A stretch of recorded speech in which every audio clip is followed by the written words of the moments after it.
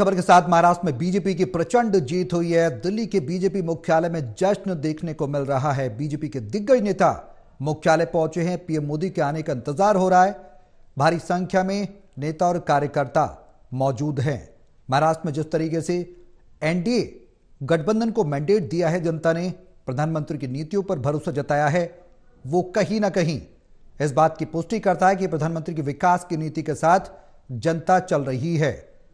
चुनावी नतीजे जो सामने आ रहे हैं वो कहीं ना कहीं इस बात की पुष्टि करते हैं, तस्दीक करते हैं कि प्रधानमंत्री की नीतियों पर, प्रदेश सरकार की जो योजनाएं उन पर जनता भरोसा कर रही है।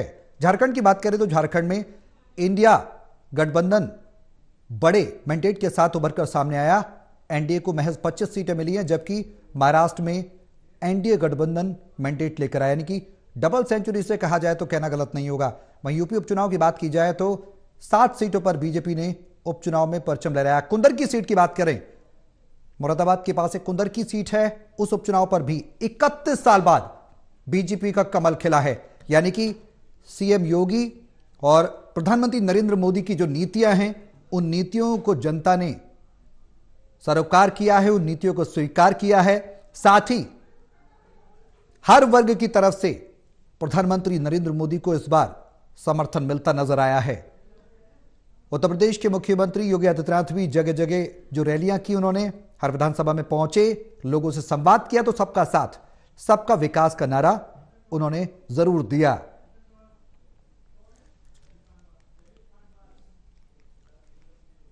तो भारी संख्या में बीजेपी के दिग्गज नेता मुख्यालय पहुंचे हैं। ताजा जानकारी के लिए हमारे सहयोगी ललित नारायण कांडपाल हमारे साथ हैं। ये तस्वीरें हम आपको दिखा रहे हैं। ललित, प्रधानमंत्री नरेंद्र मोदी के आने का इंतजार किया जा रहा है। बीजेपी मुख्यालय पर जश्न की तैयारियां चल रही, क्या कुछ आप देख पा रहे हैं? किस तरीके की तस्वीरें देखने को मिल रही? बड़ा मैंडेट महाराष्ट्र की जनता ने दिया। यूपी उपचुनाव में उत्तराखंड की सीटें आई बीजेपी के, और साथ ही बिहार की कुछ सीटें बीजेपी की झोली में आई हैं। क्या कुछ तस्वीरें? प्रधानमंत्री नरेंद्र मोदी अब से थोड़ी देर में जो है बीजेपी हेडक्वार्टर पहुंचने वाले हैं, और गृह मंत्री अमित शाह वहां पर पहुंच चुके हैं, जेपी नड्डा वहां पर पहुंच चुके हैं, सभी बड़े नेता जो हैं दूसरे वो लोग पहुंच चुके हैं। और अब प्रधानमंत्री नरेंद्र मोदी थोड़ी देर में वहां पर पहुंचेंगे, और सबसे पहले जो है उनका वहां पर ग्रैंड वेलकम करने की तैयारी है। उसके बाद जेपी नड्डा का संबोधन होगा, और उसके बाद सीधे प्रधानमंत्री नरेंद्र मोदी का संबोधन होगा। तो कुल मिलाकर अगर देखा जाए तो जो आज का पूरा कार्यक्रम है वो आज की जो जीत है उसका जो जश्न है वो प्रधानमंत्री नरेंद्र मोदी के संबोधन के साथ समाप्त होगा, और देखना होगा कि प्रधानमंत्री नरेंद्र मोदी क्या कुछ बातें आज अपने संबोधन में कहते हैं। जी बिल्कुल ललित, तैयारियां जिस तरीके से थी उस तरीके से अमले जामा भी पार्टी के नेताओं ने पहनाया। दिग्गज नेताओं ने जो मैराथन तैयारियां की और जो रैलियां हुई, उसमें कहीं ना कहीं ये जीत तो जाहिर सी बातें स्वीकार होनी थी। अरविंदर सिंह लवली क्या कुछ कह रहे हैं बीजेपी नेता, पहले वो भी सुनवाते हैं। आगमन पे है तो अलग है। सौरभ, अपना सवाल एक बार प्लीज फिर से दोहराइए।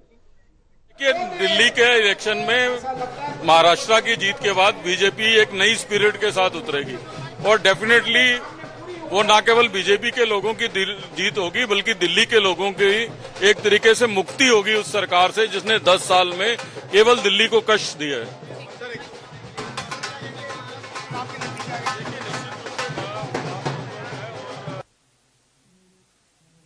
कहा कि जिस तरीके से महाराष्ट्र के जो रिजल्ट आए हैं विधानसभा चुनाव के, वो कहीं ना कहीं दिल्ली पर भी इफेक्ट करेंगे। ललित, ये बात कितनी पुष्ट होती है जो दावा अरविंदर सिंह लवली कर रहे हैं? वो कह रहे हैं कि महाराष्ट्र की जीत से जाहिर सी बातें इंपैक्ट करेगा दिल्ली के आने वाले विधानसभा चुनाव का रिजल्ट, और जबकि पंजाब सटा हुआ स्टेट है, हरियाणा में भी बीजेपी की जबरदस्त वापसी हुई है, तो जाहिर सी बातें प्रभाव किस हद तक देखने को मिलेगा, जो बात वो कह रहे हैं?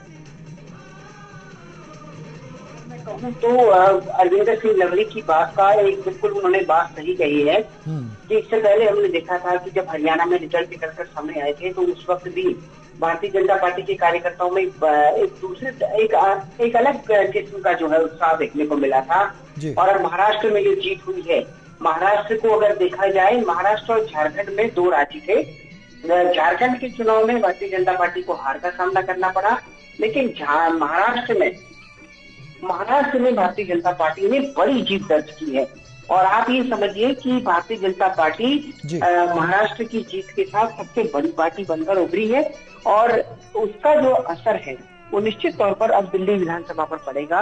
दिल्ली के चुनाव पर एक अलग तरह का असर देखने को मिलेगा। अब वहां पर क्या क्या चीजें होती हैं, उनका कितना असर दिल्ली की जनता पर पड़ेगा ये, और वोटिंग तक क्या असर पड़ेगा ये तो समय बताएगा। लेकिन ये बात निश्चित तौर पर कही जा सकती है कि जिस तरीके से आज जीत हुई है महाराष्ट्र में और जिस तरीके से भारतीय जनता पार्टी उस जीत के जश्न को बड़े स्तर पर मनाते हुए उस जीत को दिल्ली तक लाना चाहती है और आने वाले विधानसभा चुनाव में इस्तेमाल करना चाहती है, वो निश्चित तौर पर भारतीय जनता पार्टी के बड़े इरादों की ओर इशारा कर रही है। जी ललित, जो इंतजार प्रधानमंत्री का हो रहा है, 7 बजे का समय था नियत, प्रधानमंत्री अब से कितनी देर में वहां पर पहुंचने वाले हैं बीजेपी मुख्यालय में, क्या कुछ जानकारी मिल पा रही है? देखिए, प्रधानमंत्री नरेंद्र मोदी अब किसी भी वक्त आ सकते हैं क्योंकि लगभग सभी बड़े नेता जो है वो यहाँ पर पहुंच चुके हैं और जितने भी यहाँ पर नेता पहुंचे हैं उनके बाद अब सीधे प्रधानमंत्री नरेंद्र मोदी ही आएंगे और उसके बाद उनका यहाँ पर ग्रैंड वेलकम होगा और उसके बाद वो अपना जेपी नड्डा संबोधन देंगे और उसके बाद प्रधानमंत्री नरेंद्र मोदी अपनी बात कहेंगे। बिल्कुल ललित, अब जो तैयारियां हैं आगे की, क्या कुछ रणनीति देखने को मिलेगी? क्योंकि एक सादे सब सदे, सब सादे सद जाए कहावत है कि अगर एक सादा अपने तो सब सद जाता है, तो धीरे धीरे उसी पैटर्न पर बीजेपी आगे बढ़ती नजर आ रही है। क्या कुछ तस्वीर आगामी सियासत की देखने को मिल सकती है? क्योंकि 2027 की हम बात करें, उत्तर प्रदेश में भी विधानसभा चुनाव होंगे, कई राज्यों में फाइट भी होगी, तो पॉजिटिव वाइब्स के साथ, पॉजिटिव उत्साह के साथ पार्टी और कार्यकर्ता नजर आएंगे। देखिए, बिल्कुल अगर देखा जाए तो आज हम जिस तरीके से देख रहे हैं उसमें अगर परिस्थितियों को देखा जाए तो आपने जो कहा एक सादे सब सदे, लेकिन कई बार सौरभ ये राजनीति में ये कहावत सही नहीं हो पाती है। अब अगर देखा जाए तो हरियाणा भारतीय जनता पार्टी ने साधा, लेकिन वो यहाँ 2 राज्यों में से केवल एक ही राज्य को साध पाई और वो महाराष्ट्र है। अब लेकिन महाराष्ट्र को उन्होंने साधा है तो उसका असर क्या दिल्ली तक आएगा या नहीं आएगा ये दिल्ली के चुनाव के बाद ही पता चलेगा। और दूसरी सबसे अहम बात ये भी है कि भारतीय जनता पार्टी अपने जो चुनाव प्रबंधन के लिए जानी जाती है, अपनी सांगठनिक गतिविधियों के लिए जानी जाती है, वो निश्चित तौर से जो है अब दिल्ली के चुनाव में पूरी तरह से फोकस करेगी और आने वाले दिनों में हम देखेंगे कि दिल्ली को लेकर बड़ी बैठकें लगातार होती हुई हमको दिखाई देंगी। जी बिल्कुल ललित, एक सवाल और, वो सवाल ये कि जो जनता ने मैंडेट दिया है उसमें ये बात तो स्पष्ट है कि प्रधानमंत्री मोदी की नीतियों से और उनकी योजनाओं से जो लोगों तक पहुंच रही हैं उससे पे कहीं ना कहीं संतुष्टि जरूर नजर आ रही लोगों की। और जो नारे चुनाव के दौरान जो मैराथन रैलियों में लगाए जाते हैं, बटेंगे कटेंगे एक रहेंगे तो सेफ रहेंगे, उसका असर भी व्यापक तौर पर देखने को मिला। बिल्कुल, देखिए जिस तरीके से आज ये पूरा घटनाक्रम हुआ है उस घटनाक्रम में अगर देखा जाए तो बटेंगे और कटेंगे ये जो नारा एक तरह से जनरेट हुआ, इसके बाद एक है सेफ है का नारा आया प्रधानमंत्री नरेंद्र मोदी की ओर से। तो आप ये समझिए कि इस पूरे नारे का असर भी महाराष्ट्र के चुनाव में बड़े पैमाने पर देखने को मिला और खुद भारतीय जनता पार्टी के नेता मान रहे थे कि ये नारा जो है अब आने वाले समय में पूरे देश भर में सुनाई देगा और इस नारे को भी एक तरह से इस जीत ने स्वीकृति दिलाई है। बिल्कुल ललित, आप नजर बनाए रहें, आपके पास लौटेंगे प्रधानमंत्री जब पहुंचेंगे, क्या संबोधन में रहता है, पल पल की अपडेट आपसे लेते रहेंगे। फिलहाल बहुत शुक्रिया तमाम जानकारी साझा करने के लिए।